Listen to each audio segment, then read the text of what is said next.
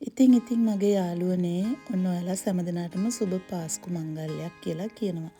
ඉතින් කොහොමද ඔයාලා ඉන්න දිහාවල් වල ඔයාලට නිවාඩුද? ඔන්න අපිට නම් ඉතින් ඩෙන්මාර්ක් එකේ ඉන්න අපිට දවස් 5ක් නිවාඩු මෙහි.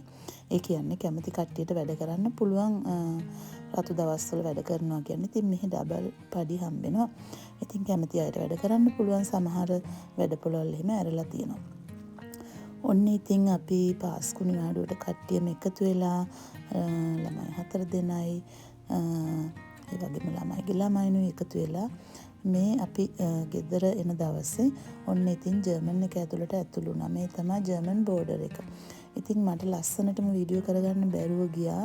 එදා අඳුරු දවසක්. ඉතින් අපි එදා පාස්පෝර්ට් චෙක් කරන්නත් මෙතනින් ඇතුල් වෙද්දි පාස්පෝර්ට් එහෙම චෙක් කරන්න ඕන. සෙනඟ වැඩි කමට වෙන්න ඇති පාස්පෝර්ට් චෙක් කරෙත් නැහැ. අපි එද්දි චෙක් කරෙත් නැහැ. අදි චෙක් කරෙත් නැහැ. හැබැයි ඉතින් ජර්මන් යනවා කියන්නේ පාස්පෝර්ට් එක අරගෙනම යන්න ඕන. අපි එද්දි ගෙදර එද්දි ලොකු බස් එකක බඩු එහෙම චෙක් කර හිටියා. ඇද මොකක් මොන හරි යාලට අනවශ්‍ය දෙයක් හවු වෙලා තියෙනවා. ඉතින් යාලට අනිත් ඒවා චෙක් කරන්න වෙලාවක් නැහැ. අපිට යන්න සිද්ධ වුණා එතනින්. යාලා මහා බස් එකක් චෙක් කර හිටියා. ඔන්න ඉතින් ජර්මන් ගිහිල්ලා ඉතින් බඩුත් අරගෙන ගෙදර එන ගමන් ඔන්න පාරේ ට්‍රැෆික් එකත් හොඳටම වැඩි. ඔයාලට පේනවනේ මේ සමහර තැන්වල පාරවල් හදන තැන් තිබ්බා. ඉතින් කට්ටියට මාරුවෙන් මාරුව එලවන්න පුළුවන් නිසා කාර් එක කිසි අවුලක් නැහැ. නැත්තම් ඉතින් මමයි මහත්තයා විතරක් ගියා නම් මහත්තයා විතරයි කාර් එක එලවන්නේ. ඕන් ඉතින් අපි ගෙදර එන දවසේ ලස්සනට ආකාශෙ නිල් වෙලා සුදු වලාකුළු මේ හරියනම් ඉතින් ඔන්න දැන් ට්‍රැෆික් එක පොඩ්ඩක් අඩුයි. මෝටර් පාරේදී නම් මාර විදියට ට්‍රැෆික් එක තිබුණා. ඒ වුණාට ඉතින් ලංකාවේ වගේ නෙමෙයි මෙහෙ ඉතින් හයියෙන් යන්නත් පුළුවන් පාරවල් 3-4 පාක් තියෙනවා. ඕන් ඉතින් මේ තියෙන්නේ අපේ ළමයි 3 දෙනෙක් ඉන්න ටවුන් එක. මෙහෙත් ඇවිල්ලා ළමයි ටිකවත් ගෙදරින් බස්සලා ඊට පස්සේ අපි දෙන්න ගෙදර ආවා. ඉතින් මේ තියෙන්නේ අපේ ගෙදර හදපු අපේ මහත්තයා හදපු අලබොන්න. ඉතින් මේවා ටිකක් හදාගත්තා අපිට යද්දි කන්න. සමහර වෙලාවට අපි ඉතින් මග නවත්තලා කෝපි එකක් එහෙම අපි කෝපිත් අරගෙන ගියා ගෙදරින්. ඒ වුණාට සමහරලාට ඉතින් කඩේකින් ඔය සමහර දෙයක් අරගෙන කනවා බොන. හැබැයි ඉතින් ගොඩක්ම අපි ගෙදරින් මොන හරි හදාගෙන යනවා කොහේ හරි යද්දි. ඕන්න මේ තියෙන්නේ ඉතින් අපි ජර්මන් එක ඇතුලෙන් ගත්තු බඩු තමයි. අපි එදා ගිහිල්ලා ආපු දවස් මාස් කරන්න නැතුව ඊට පහුවෙන්දා මේවා ටික අස් කෙරුවා.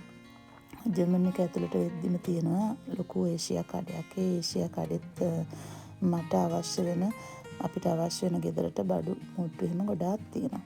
ඔය සබන් ඔය වගේ දේවල් නම් ගත්තේ ජර්මන් එකේ කඩයක් ඇතුලෙන් ඕෂියා කඩෙන් ගත්තා නෙමෙයි. මේ සන් ලෝෂන් ඒවා ඒ වගේම රෙදි හොදන සබන් කුඩු ඒ වගේම පොල් තෙල් මේ තියෙන වොෂින් මැෂින් එකට දාන ඒවා මේ වගේ දේවල් ඉතින් පොඩ්ඩක් ඩෙන්මාර්ක් එක ඇතුළට වඩා ලාභයි. ඉතින් මෙහි ඉඳලා එහෙට බඩු ගේන්න යන එක නම් පාඩුයි. හැබැයි ඉතින් අපේ පුතා ඉන්නේ කිට්ටුවනේ. ඒ පුතාව බලලා එන ගාම ගිහිල්ලා මේ වගේ බඩු ටිකක් ගන්න එක ඉතින් වාසි. ඉස්සර නම් ජර්මන් එක ඇතුළට ගියාම කාර් එකක් පිරෙන්න බඩු ගේන්න පුළුවන්. ඒ තරමටම සෙනඟ බීම එහෙම හරි ලාභෙට තිබ්බා. ඉස්සර බීම චොකලට් තාමත් ඉතින් පොඩ්ඩක් ලාභයි. පොඩ්ඩක් ලාභ වුණාට අර ඉස්සර තරම්ම ලාභ නැහැ. ඒත් ඉතින් අපි මෙහි ගියාම මේ වගේ බඩු එහෙම අරගෙනම තමයි හාල් කිලෝ 20කුත් ගත්තා. බාස්මති හාල් කිලෝ 20ක්. ඉතින් ඔයාලා බලනවා ඉතින් මොකද මේ මෙච්චර මහා ගොඩක් චොකලට් අරන් තියෙන්නේ කියලා. මේ චොකලට් ටික නම් ගත්තේ ඉතින් ලංකාවට අරන් යන්න. අපි ජූලි මාසේ ලංකාවට යන්නේ හිතන් හිටියේ. ඉතින් මේ ලෝක යුද්ධ නිසා ඒකත් පොඩ්ඩක් පැත්තකට දාලා තියෙන්නේ. බලමු ඉතින් මේවා ඉක්මනට හරියන්නේ කවද්ද කියලා.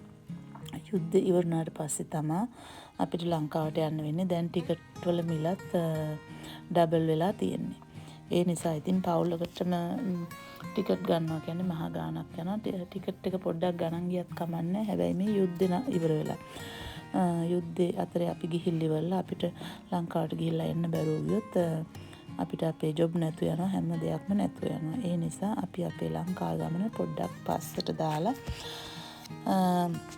ඉතින් අපිට ලංකාවට යන්න අවශ්‍ය චොකලට් එහෙමත් අපි ගත්තා. මේ තියෙන්නේ ගත්තු මුං ඇට කිලෝ 2ක් ගත්තා මම අර කඩෙන්. ඒ වගේම කඩල පරිප්පු කිලෝ 4ක් ගත්තා. මෙන්න මේ වගේ චොකලට් පාන් කන චොකලට් එහෙම හරි ලාභයි. හරි කියන්නේ ඩෙන්මාර්ක් එක ඇතුළට වඩා ලාභයි. ඔන්න ඉතින් ඒෂියන් කඩෙන් ගත්තු බඩු මෙතන ඉස්සරහා තියෙන්නේ. හාල් පිටි එහෙම තව ඉස්සරහට ලබන මේ සතිය අවශ්‍ය වෙනවනේ. ඉතින් අවුරුද්දට කෑම බීම එහෙම හදද්දී ඔන්න ජැක් මකරල් ටින් 6කුත් ගත්තා. මේ මම වෙනදට ගන්න ජැක් මකරල් නෙමෙයි අර සිංගලෙන්ම ගහලා තියෙන ඒක හම්බුන්නේ නැහැ. ඒක ඉවර වෙලා මං කඩේ කෙනායින් අහපුවා ඒවා ඉවරයි. ආයෙ ලබන සතිය වගේ එයි කියලා ඒවා. ඊට පස්සේ මෙතන තියෙනවා ඔන්න කොස්ටින් 2කුත් ගත්තා. මේවත් හරි රසයි. අර වෙනසක් නෑ, රසයේ වෙනසක් නෑ. කොස් ගෙඩියක් කඩලා කනවා. එහෙම වගේ මේ ටින් එකක් හදපුවමත් ඒ රහම ගන්න පුළුවන්. ඔන්න අපිට හකුරු පැකට් එකකුත් හම්බුණා. හකුරු ಜಾති තිබුණා ගොඩක්. ඉතින් මම මේ පැකට් එක ගත්තා. මේ වගේ බේකින් පේපර් මෙතන බඩු ගොඩක් අඩුයි. අපි එන ගාම අනිත් ළමයිටත් බඩු බෙදලා අරන් ආවා. ඉතින් අපිට පුංචි කාර් එකක් නේ තියෙන්නේ. කාර් එකේ කට්ටියත් ඉඳගෙන බඩුත් දාගෙන ඉන්න එපා. අපි බීම නම් වැඩි ගත්තේ නෑ මේ පාර. බීම කේස් 3ක් ගත්තා. ඒ කියන්නේ ඒවා අපිට නෙමෙයි ළමයිට. ඔන්න ඉතින් ඔය කඩෙන් මට බණ්ඩක් ටිකක් හම්බුණා. ඒ වගේ කංකුම් ටිකක් හම්බුණා. කංකුම් ටික නම් ආසාවෙන් ගත්තා. ඒවල කොළ කඩලා අපි දැන් ඒවා කාලත් ඉවරයි. ඊට පස්සේ මේ දඬු ටික තියාගත්තා පැල කරන්න. මට පැල කරන්න ආසාවටයි ගොඩක්ම මං කංකුම් එක නම් ගත්තේ. ඔන්න ඉතින් ගෙදර ඇවිල්ලා ඊට පහුවෙන්දම මේවා ටිකත් පැල කළා. මම බලමු ඉතින් හැදෙයිද, හදාගන්න පුළුවන් වෙයිද කියලා.